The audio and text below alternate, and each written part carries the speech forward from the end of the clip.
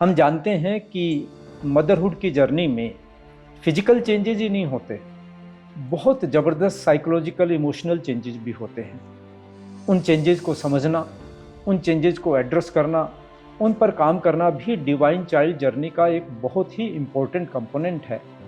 जब हम डिवाइन की पूजा भी करते हैं तो हमारी पूजा करने का मतलब क्या है, प्रे करने का मतलब क्या है कि उनकी वो डिवाइन वर्च्यूज, वो डिवाइन क्वालिटीज हमारे भीतर आए, हम उनको एसिमुलेट कर सकें। तो हमारे प्रोग्राम का यही तो की कंपोनेंट है कि कैसे वो डिवाइन क्वालिटीज मदर अपने भीतर लेकर आए और अपने द्वारा, अपने माध्यम से वह अपने शिशु के पास पहुंचाए। हस्बैंड्स इन्वॉल्व नहीं होते हैं प्रेगनेंसी के अंदर। मेरे पास कई बारी लेडीज़ आती हैं, वो कहती हैं मैं बेबी से कनेक्ट कर पा रही हूँ, या आज मुझे इस तरह का फ़ायदा हुआ, मगर ये सिर्फ मेरे तक आकर रह गया है। मेरे हस्बैंड जो मेरे पार्टनर है, जो इस जर्नी में मेरे साथ होने चाहिए।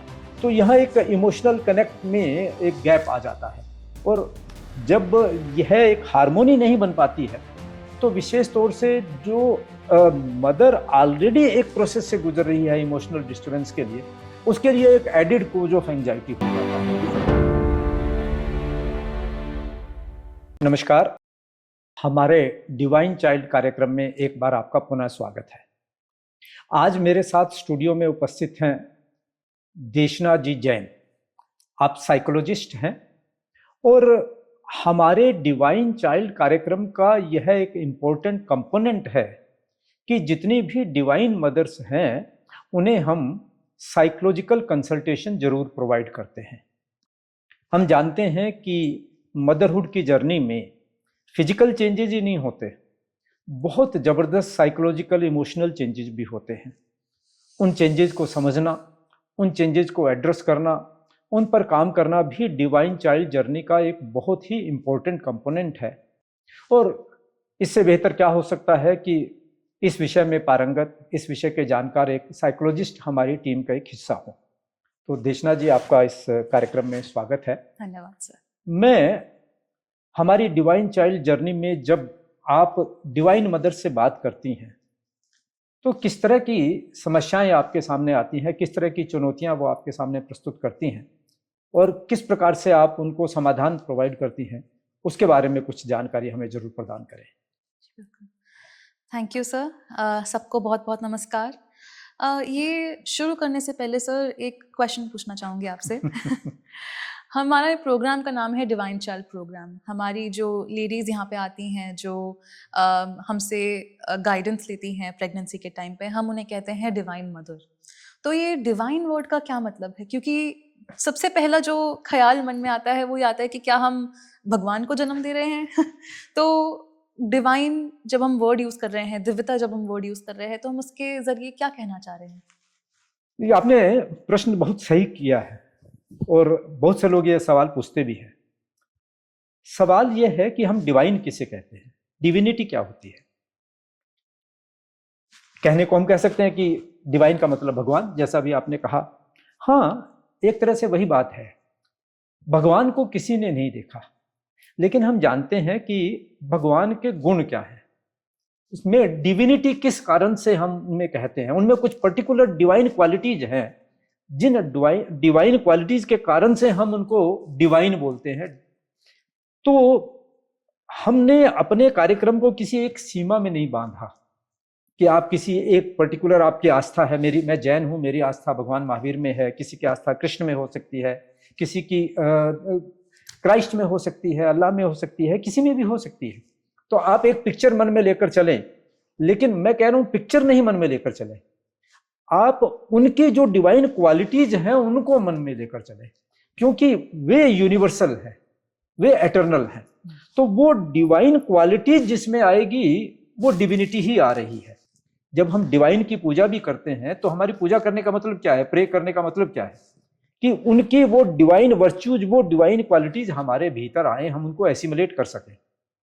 तो हमारे प्रोग्राम का यही तो की कंपोनेंट है कि कैसे वो डिवाइन क्वालिटीज मदर अपने भीतर लेकर आए और अपने द्वारा, अपने माध्यम से वह अपने शिशु के पास पहुंचाए। तो हमने डिवाइन क्वालिटीज को डिफाइन करने का, उन डिवाइन क्वालिटीज को अपने भीतर इम्बाइब करने का एक पूरा का पूरा प्रोसेस तैयार किया हुआ है कि किस प्रोसेस से वो डिवाइन क्वालिटीज मदर्स अपने भीतर इम्बाइब कर पाएंगी। और अलग अलग हमारे एपिसोड्स में आप देखेंगी, जब उनके मदर्स के हम लोग टेस्टिमोनियल्स रिकॉर्ड करते हैं, तो वो बताती हैं कि कैसे वो डिवाइन वर्च्यूज उनके भीतर आ रही है, कैसे उन्होंने फील किया। तो वह तो अब मैं समझता हूँ कि अब आपको स्पष्ट हो रहा होगा।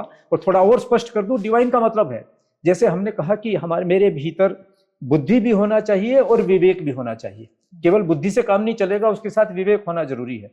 मेरे भीतर तेज भी होना चाहिए, शक्ति भी होनी चाहिए, तो साथ में धैर्य और शांति भी होनी चाहिए। मेरे भीतर आशीर्वाद होना चाहिए, मेरे भीतर ऐश्वर्य होना चाहिए, तो मेरे साथ साथ में शुद्धता भी होनी चाहिए। तो ऐसे अलग अलग 9 वर्च्यूज, 9 कंपोनेंट्स मिलकर के किसी को भी डिवाइन बनाते हैं। उन 9 गुणों की, उन 9 वर्च्यूज की साधना करने का नाम डिवाइन मदर प्रोग्राम है। बहुत ही खूबसूरती से समझाया आपने sir, thank you very much. समस्याएं जो सबसे ज़्यादा कॉमन प्रॉब्लम जो हमको दिखती है प्रेग्नेंट लेडीज़ में, वो ये है कि उनको एंग्जाइटी बहुत महसूस होती है, और ये कई रीज़न से भी होती है। एक तो सबसे बड़ा रीज़न तो ये है कि आप अपनी ज़िंदगी के बिल्कुल एक नए पड़ाव में हैं। आप अभी तक जिस रोल में थे, आप उससे कम्प्लीटली हटकर कम्प्लीटली डिफरेंट रोल के अंदर आप स्टेप करने जा रहे हैं। आप एक मदरहुड के अंदर एंटर करना चाह रहे हैं, और ये ऐसा बदलाव है जो पूरी ज़िंदगी आपके साथ रहेगा। तो इस बदलाव को लेकर और इस बदलाव के ज़रिए से काफ़ी चेंजेस आते हैं हमारे, जिसमें एंग्जाइटी आती है। जैसे जब कोई लेडी कंसीव करती है, तो कुछ हार्मोन्स है जो हमारे शरीर के अंदर बढ़ते हैं बच्चे को सपोर्ट करने के लिए। जैसे आपने सुना होगा एस्ट्रोजन, प्रोजेस्टेरॉन, काफ़ी लोग जिक्र करते हैं। तो ये 2 हार्मोन्स हैं जो मदर की बॉडी को प्रिपेयर करते हैं। प्रोजेस्टेरॉन से हमारी यूट्रिन लाइनिंग थिक होती है, ताकि जब बच्चा आए तो बच्चे को सपोर्ट कर सके हमारी बॉडी। उसके अलावा हमारी ब्रेस्ट रेडी होती है बच्चे के लिए। उसके अलावा कॉन्ट्रैक्शंस कंट्रोल होते हैं, जिस प्रोसेस से आगे जाकर डिलीवरी में हेल्प होती है। तो प्रोजेस्टेरॉन का एक और जो रोल होता है वो ये होता है कि वो हमारी बॉडी के हैप्पी सैड केमिकल्स को भी एक्टिवेट करता है। तो हमारा जब ये केमिकल ज़्यादा एक्टिव होता है, तो फिर हमारे हैप्पी सैड केमिकल्स भी ज़्यादा एक्टिव हो जाते हैं, जिस वजह से जब कभी कहते हैं कि प्रेगनेंसी के टाइम पे इमोशनल ज़्यादा हो रही है कोई लेडी, तो वो इस वजह से होती है कई दफ़ा। उसके अलावा क्या होता है, बच्चे की ऑर्गन डेवलप्स करने के लिए एक हार्मोन होता है जिसे कहते हैं कॉर्टिसोल। कॉर्टिसोल की बहुत ज़रूरत होती है ताकि लंग्स, बच्चे के किडनीज, बच्चे कॉर्टिसोल तो नेगेटिव हार्मोन नहीं है क्या? कॉर्टिसोल नेगेटिव हार्मोन है हाई क्वांटिटीज में। जब ये कॉर्टिसोल हमारी बॉडी के अंदर ज़्यादा आता है बच्चे की हेल्थ के लिए, वो माँ की बॉडी को भी अफेक्ट करता है। कॉर्टिसोल का मेन रोल होता है सर, जब हमको स्ट्रेस महसूस होता है नॉर्मल लाइफ में हमारी, तो उस स्ट्रेस को रिस्पॉन्ड करने के लिए हमारी बॉडी कॉर्टिसोल रिलीज करती है। अब कॉर्टिसोल क्या करेगा, हमारी शुगर बढ़ा देगा बॉडी के अंदर, ताकि हमारे पास लड़ने के लिए एनर्जी रहे। हमारी हार्ट बीट तेज कर देगा ताकि ऑक्सीजन और आती रहे। हमारे नॉन सर्वाइवल ऑर्गन्स को थोड़ा सा शांत कर देगा, ताकि हम अभी स्ट्रेस से डील करने के लिए ज़्यादा रेडी रहें। ये हार्मोन बच्चे की ऑर्गन डेवलपमेंट में भी हेल्प करता है। तो दोनों काम वो साथ साथ करने लगता है। जब बच्चे को डेवलप कर रहा है वो तो कर ही रहा है, उसके साथ साथ मदर को भी उसके इफेक्ट्स फील होते हैं। शायद थोड़ा स्ट्रेस ज़्यादा महसूस हो, थोड़ा परेशानी ज़्यादा महसूस हो। उसके अलावा एक काफ़ी बड़ा चेंज आता है, हमारे दिमाग के अंदर एक सेंटर होता है अमिगडला। बहुत ही इंटरेस्टिंग सेंटर है हमारे दिमाग का, क्योंकि अमिगडला ना कि सिर्फ डेंजर सेंस करता है, पर हमारे इमोशंस भी रेगुलेट करता है। तो 2 खतरनाक चीज़ें बिल्कुल साथ साथ एक सेंटर प्रोसेस कर रहा है। प्रेगनेंसी के टाइम पे ये सेंटर एक्टिव हो जाता है। मदर के अंदर प्रोटेक्टिव इंस्टिंक्ट्स आ जाते हैं। जब ये प्रोटेक्टिव इंस्टिंक्ट्स आते हैं तो मदर जो है विजिलेंट हो जाती है आसपास किसी भी खतरे को लेके। छोटी सी छोटी चीज़ किस तरह से बेबी को अफेक्ट कर सकती है, उस चीज़ को लेके मदर ज़्यादा अवेयर हो जाती है। क्योंकि उस वक्त मदर के लिए सबसे बड़ी चीज़ तो अपने बेबी को प्रोटेक्ट करना है। हाँ जी, बिल्कुल। मदर के लिए सबसे बड़ी बात तो है कि कैसे वह बेबी को प्रोटेक्ट करे। बिल्कुल। तो ये सेंटर की वजह से छोटी छोटी चीज़ों में ज़्यादा केयरफुल होना, किसी भी चीज़ से ज़्यादा डर जाना, किसी भी चीज़ के अंदर खतरा देखना, वो चीज़ मदर की पर्सनैलिटी के अंदर ज़्यादा आ जाती है, ताकि वो बेबी को प्रोटेक्ट कर सके। इन सब चीज़ों की वजह से मदर्स के अंदर तो फिर लेकिन हम समस्या को तो जान गए। हाँ जी। लेकिन एज ए साइकोलॉजिस्ट आप उसको डील कैसे करेंगी? हम डिफरेंट तरीके बताते हैं सर। एंजाइटी से डील करने के लिए हम कई बारी योगिक एक्सरसाइजेस भी सजेस्ट करते हैं, जिसके लिए आप ज़्यादा एक्सपर्ट हैं। मगर मैं मदर्स को ज़रूर कुछ ब्रीदिंग एक्सरसाइजेस बताती हूँ। जैसे एक काफ़ी कॉमन टूल है जिसे हम कहते हैं 5 4 3 2 1। आप एक जगह पर बैठिए, एक लंबी गहरी सांस लीजिए और फिर अपने आसपास कोई भी 5 चीज़ें जो आप देख सकते हैं उनका नाम लेना है। अगर मुझे इस वक्त सर दिख रहे हैं, कुर्सी दिख रही है, ज़मीन दिख रही है, कैमरा दिख रहा है, तो इस तरह से 5 चीज़ें। फिर 4 चीज़ें जो सुनाई दे सकती हैं। किसी भी चीज़ की आवाज़ आप ध्यान लगाएं। आसपास कोई चिड़िया की आवाज़ आ रही है, क्या आपको पंखा चलने की आवाज़ आ रही है, क्या आपको अपनी सांस लेने की आवाज़ आ रही है। 3 चीज़ें जो आप छू सकते हैं। अब चाहे वो आपके गले पे आपके बाल महसूस हो रहे हो, क्या आपको अपने हाथ पे, अपनी बाजू पे कपड़ा महसूस हो रहा हो, अपना ज़मीन महसूस हो रही हो, अपने पूरे शरीर पे जो जो महसूस हो सकता है। 3 चीज़ों के नाम। 2 चीज़ के नाम जिनको आप सूंघ सकते हैं, स्मेल कर सकते हैं। हाँ जी, चाहे वो बची हुई थोड़ी सी किचन से स्मेल आ रही हो वो तो फिर दिल खुश हो जाता है चाहे जैसे कभी अगर एसी चल रहा होता है कमरे में तो एसी की हल्की सी अलग सी स्मेल आती है। और एक चीज़ जो आप चख सकते हैं, टेस्ट कर सकते हैं। हाँ जी, अगर आपको मुंह में कुछ स्वाद नहीं आ रहा है उस टाइम पे, तो आप एक छोटा कोई बादाम या अंगूर मुंह में डाल के उसके स्वाद को अनुभव कर सकते हैं कि इस वक्त मुझे क्या स्वाद आ रहा है। इससे 2 काम होते हैं। एक तो हम अपने दिमाग को थोड़ा शांत करके वापस वर्तमान में लाते हैं कि अभी इस वक्त मैं कहाँ हूँ, अभी इस वक्त मैं सेफ हूँ। जिस चीज़ के बारे में मुझे एंग्जाइटी हो रही है या टेंशन हो रही है वो चीज़ हुई नहीं है, और अगर हो चुकी तो अभी नहीं हो रही, अभी मैं सेफ हूँ, अभी मैं बिल्कुल स्वस्थ हूँ। और दूसरी चीज़, हम अपनी सारी इंद्रियों को एक्टिवेट करते हैं। हम अपने आप को सेंसरी ऑर्गन्स को एक्टिवेट करना शुरू कर देते हैं। हाँ जी, पहली चीज़ ये है। दूसरी चीज़ मैं कहती हूँ, क्रिएटिव एक्सप्रेशन बहुत ज़रूरी होता है सर। हर किसी की लाइफ में मैं कहती हूँ, कोई भी क्लाइंट आता है कि आपके पास एक हॉबी ज़रूर होनी चाहिए। तो जब कोई प्रेगनेंसी के टाइम पे आता है, कहता है कि मुझे स्ट्रेस है या मुझे एंग्जाइटी है, तो मैं कहती हूँ सबसे पहली चीज़ एक कलरिंग बुक ले आओ एक colouring book. Go back to childhood. Go back to childhood, best thing sir. आपका एक तो जब आप कलरिंग करते हैं या किसी क्रिएटिव हॉबी में होते हैं, your brain learns to focus, तो it doesn't go everywhere in the world आपको परेशान करने के लिए। दूसरी चीज, creative expression is so strong.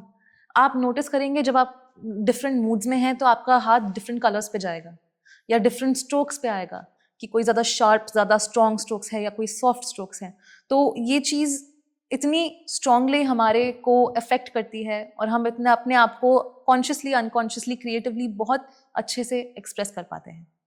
और तीसरी चीज़ फ्रैंकली मेरे दिमाग में रहती है कि न्यूट्रिशन अपना बिल्कुल ठीक रखें। डिफरेंट तरह का खाना, डिफरेंट तरह के हमारी हैबिट्स, लाइफस्टाइल्स हमारे मूड को बहुत स्ट्रांगली अफेक्ट करते हैं। तो please stay in consultation with your gynaecologist, with your doctors, and stay nutritionally fit. End of course after all else visit a psychologist, because आपके हर किसी के इमोशनल नीड्स काफ़ी डिफरेंट और काफ़ी कॉम्प्लेक्स होते हैं। तो having somebody, having the opportunity to talk to somebody जो आपको आपकी तरह से समझ पा रहा है और आपको आपकी तरह से हेल्प कर पा रहा है, गाइड कर पा रहा है, that is very helpful। हम लोग जितने भी मदरहुड रिलेटेड क्लिनिक्स हैं, तो हमने देखा हुआ कि हम गायनोकोलॉजिस्ट से कंसल्ट करते हैं और डाइटिशियन से कंसल्ट करते हैं। हमने इस बात को बहुत इम्पोर्टेंट समझा कि गायनोकोलॉजिस्ट तो होना ही चाहिए, डाइटिशियन भी होना चाहिए, उसकी गाइडेंस भी हम देते हैं, लेकिन हमें उससे भी ज़्यादा इम्पोर्टेंट कंपोनेंट लगा कि साइकोलॉजिस्ट होना चाहिए, जो डिवाइन मदर की साइकोलॉजी को समझकर, उसकी एंग्जाइटी को, उसके फियर को, उसके स्ट्रेस को, उसके चैलेंजेस को समझकर उससे बात कर उसको रास्ता दिखा सके कि कैसे आगे बढ़ना है। और हमारे प्रोग्राम की खूबी यह है कि साइंटिफिकली एक तरफ तो जैसा अभी देशनाथ जी ने बताया कि किस प्रकार से हार्मोनल चेंजेस होते हैं, क्या क्या हार्मोन चेंजेस होते हैं, क्यों मूड स्विंग्स होते हैं, क्यों बॉडी में चेंजेस आते हैं और उसका पर्पज़ क्या होता है, वह तो उसका है ही है और वह हम शायद एक तरह से जाने या न जाने, लेकिन जानते हैं तो हमारे लिए उसका समाधान करना आसान हो जाता है। तो एक साइकोलॉजिकल काउंसलर का समाधान है और एक हमारा योगिक समाधान है, मेडिटेशनल समाधान है। तो हमने प्रयोग को भी इस रूप से डिजाइन किया है कि वे छोटे छोटे केवल 15-20 मिनट के प्रयोग हैं, और वह प्रयोग करने से ही अपने आप भीतर चेंजेस आने शुरू हो जाते हैं। दिशना जी ने अभी कहा कि आप 5 4 3 2 1 का एक पर्टिकुलर प्रयोग करवाती हैं, तो वह एक प्ले वे प्रयोग करने का है कि ठीक है, आपने अपने अटेंशन को डाइवर्ट किया। तो उसी प्रकार से हमारे इस प्रोग्राम का कंपोनेंट है कि केवल 20 मिनट का एक मेडिटेशन किया, उसके भी 3 डिफरेंट कंपोनेंट हैं, और वह प्रयोग करने से अपने आप भीतर परिवर्तन होना शुरू हो जाएगा। जैसे दूध है, दूध में थोड़ा सा दही डाल दिया तो वह जम करके दही बन जाएगा, उसमें अपने आप वह केमिकल चेंजेस होना शुरू हो जाएगा। उसको थोड़ा सा ही केवल दही डालना होता है, दूध में दूध के मुकाबले में दही नहीं डालना होता है। तो उसी प्रकार से हमारे भीतर जो एंजाइटी, जो फियर, जो साइकोलॉजिकल इमोशनल चेंजेस हो रहे हैं, उसको हैंडल करने के लिए केवल आपको 15 या 20 मिनट का थोड़ा ही प्रयोग करना है। अब उस प्रयोग को आप बार बार करेंगे तो आपके भीतर उतने ही मात्रा में पॉजिटिव चेंजेस होते रहेंगे। और हमारी डिवाइन मदर्स जो इन प्रयोगों के माध्यम से हमें अनुभव बताती हैं, उनको जानकर, उनको देखकर हमें खुद एक बड़ा प्लेजेंट सरप्राइज होता है कि क्या इतनी तेजी से इतना बड़ा परिवर्तन भी हो सकता है। लेकिन देशनाथ जी, इस प्रयोग की जर्नी के दौरान कभी कभी आपने हमसे कुछ ऐसे चैलेंजेस भी आपने हमारे साथ शेयर किए हैं, जो चैलेंजेस केवल इसी श्रेणी में नहीं आते, जैसे कि पारिवारिक संबंधों के संबंधित में। तो उसके बारे में भी आप कुछ शेयर करना चाहेंगे कि ऐसा क्यों होता है और उसका क्या समाधान हो सकता है? सर, एक जो चीज़ हम लोग कॉमनली देखते हैं वो ये है कि हस्बैंड्स इन्वॉल्व नहीं होते हैं प्रेगनेंसी के अंदर। मेरे पास कई बारी लेडीज़ आती हैं, वो कहती हैं मैं बेबी से कनेक्ट कर पा रही हूँ, या आज मुझे इस तरह का फ़ायदा हुआ, मगर ये सिर्फ मेरे तक आकर रह गया है। मेरे हस्बैंड, जो मेरे पार्टनर है, जो इस जर्नी में मेरे साथ होने चाहिए, उनको ये कनेक्शन फील नहीं हो रहा है, या उनको मेरे साथ प्रेगनेंसी में उतना इन्वॉल्वमेंट नहीं वो शो कर पा रहे हैं जितना कि मैं चाहूँ, या जितना वो मेरा ध्यान रख सके वो नहीं रखते। Maybe her expectations have increased, but he is not responding correspondingly. Yes, also because a lot of physical and mental changes take place, right? तो उस हिसाब से हस्बैंड और वाइफ दोनों को एडजस्ट करना होता है प्रेगनेंसी के टाइम पे। A lot of exhaustion takes place on the wife's part. A lot of different needs take place on the wife's part, and a lot of the times जो husband होता है carries on with his regular routine. Ji ji ji, instead of being receptive कि अभी एक different change वाला period चल रहा है। ये आपने बिल्कुल ठीक कहा। ये एक बड़ा व्यावहारिक पक्ष है उसका कि ये जितने फिजियोलॉजिकल, जितने साइकोलॉजिकल, जितने इमोशनल चेंजेस हुए हैं, वो सारे के सारे चेंजेस मदर में हुए हैं। वो मदरहुड की जर्नी से गुजर रहे हैं। उनमें से कोई भी चेंज फादर में नहीं हुआ है। तो वो उनकी पत्नी में जो चेंज हुआ है, उस चेंज को वह अनुभव नहीं कर पा रहा है, परसीव नहीं कर पा रहा है। उसकी एक्सपेक्टेशंस अपने लाइफ पार्टनर के साथ वही है जो पहले थी, कि चाहे वो फिजिकल रिलेशनशिप की एक्सपेक्टेशंस हो, चाहे कंपेनियनशिप की रिलेशनशिप हो, चाहे इमोशनल बॉन्डिंग की रिलेशन जो हो। एक छोटे से उदाहरण के तौर के ऊपर, एक हस्बैंड घर आ रहा है, वो सोच रहा है कि my wife will be waiting for me with a smiling face और so, I mean in whatever manner, whereas वो उनका स्वास्थ्य ठीक नहीं है और वो लेटी हुई हैं। या आज हस्बैंड जो है वो एक घूमने जाने के मन में है और वाइफ चाह रही है कि आज घर में बैठकर ही बात की जाए।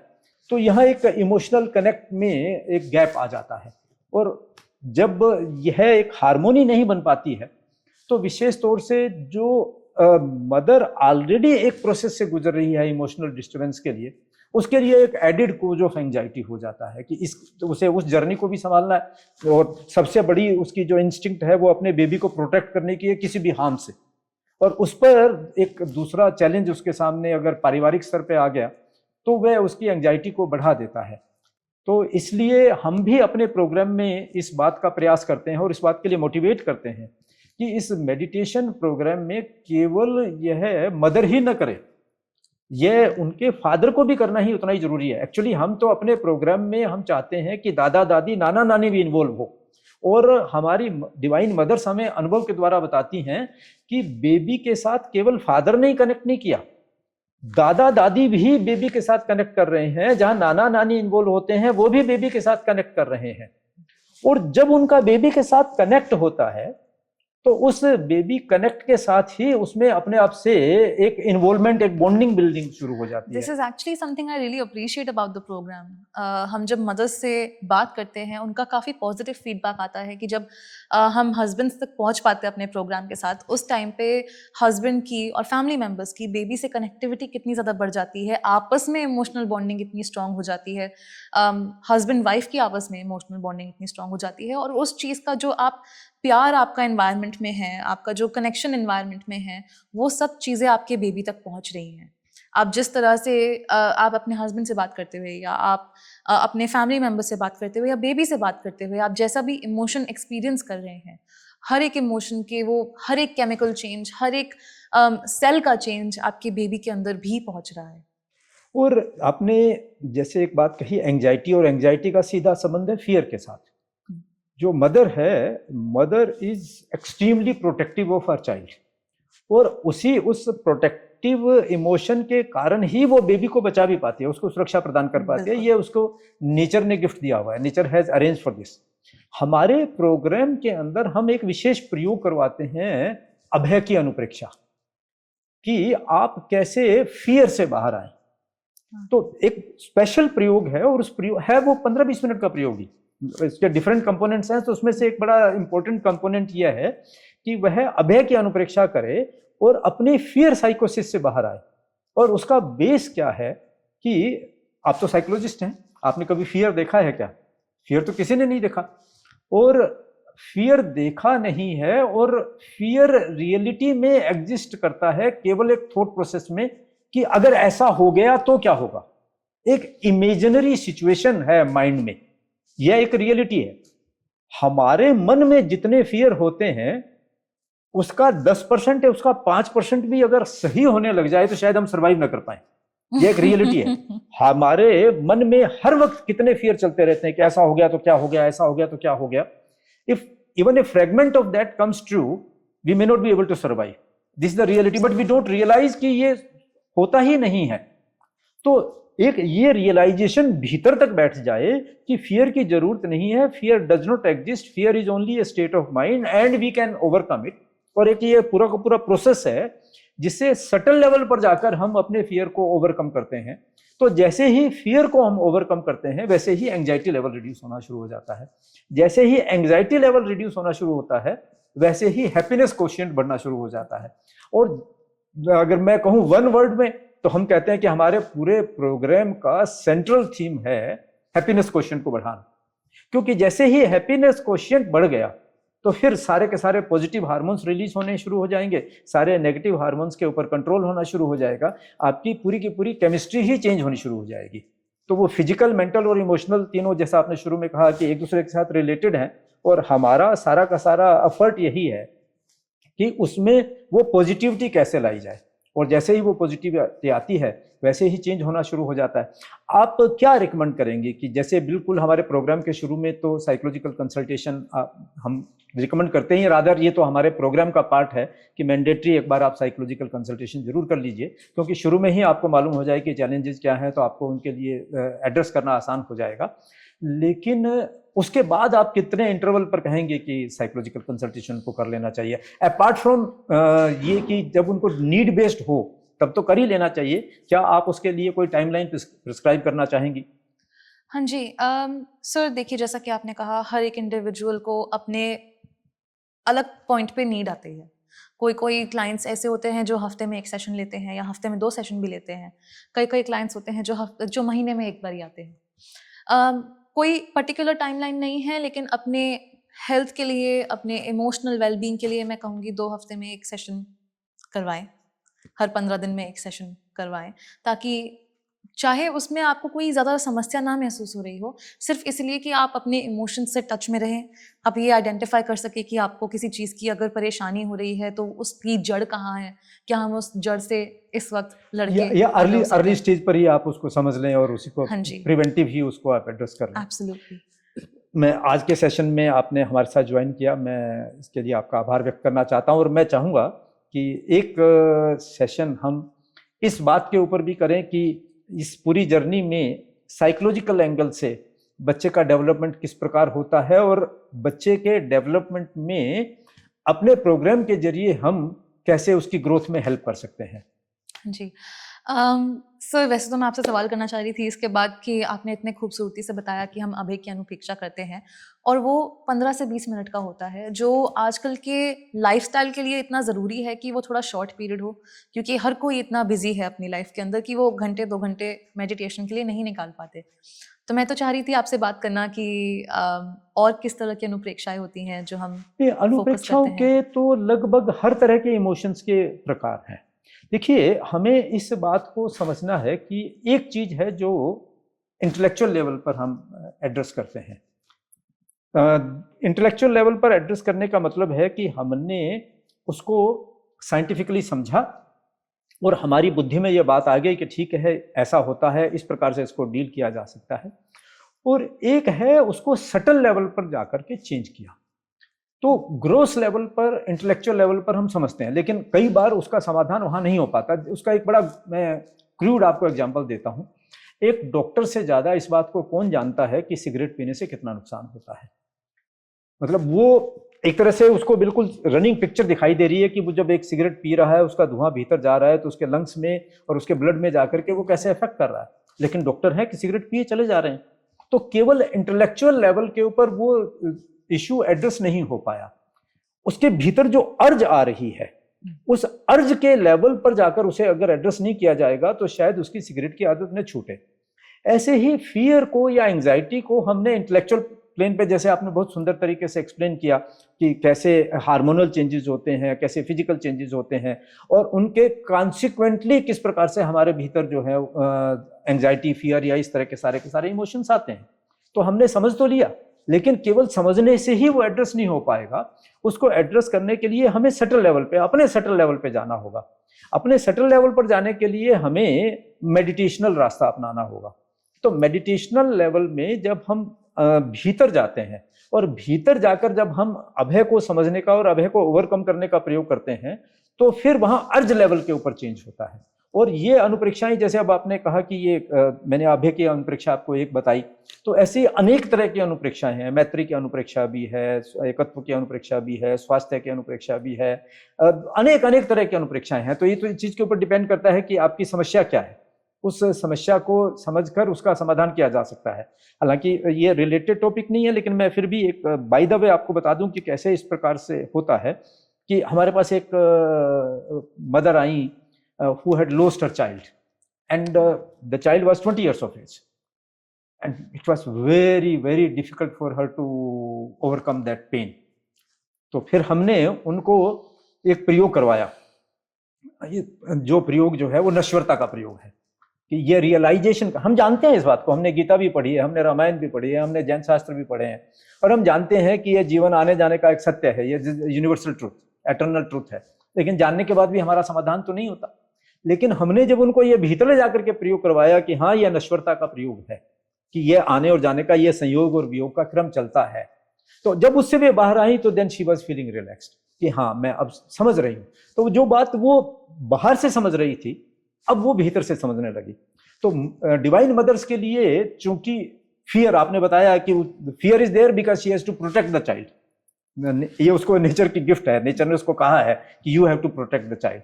लेकिन उसका बाई प्रोडक्ट के रूप में जो फियर आता है, तो उस फियर को एड्रेस करने के लिए हम सबसे ज्यादा प्रयोग करवाते हैं, वो हमारा अभय का प्रयोग होता है। परंतु जब आप हमें दूसरी समस्याएं बताती हैं तो उनके मुताबिक हम उनको वैसे विशिष्ट प्रयोग करवाते हैं।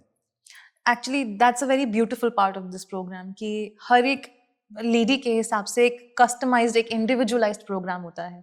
तो हम आपको सिर्फ एक कॉमन प्रोग्राम नहीं कि जो आपको किसी भी वेबसाइट से या किसी भी कहीं से भी आपको बुकलेट से मिल जाए, लेकिन एक पर्सनलाइज्ड, एक कस्टमाइज्ड केयर प्रोग्राम मिलता है जो आपके लिए सही होता है। थैंक यू देशना जी। अभी तो इस पर बहुत चर्चा करनी बाकी है, तो कुछ और सेशंस आपके साथ करेंगे जिससे डिवाइन मदर्स के साथ हम हमारी जो नॉलेज है, हमारे जो अनुभव है, उनके साथ ज़्यादा से ज़्यादा बांट सके। आपका धन्यवाद। Thank you so much sir.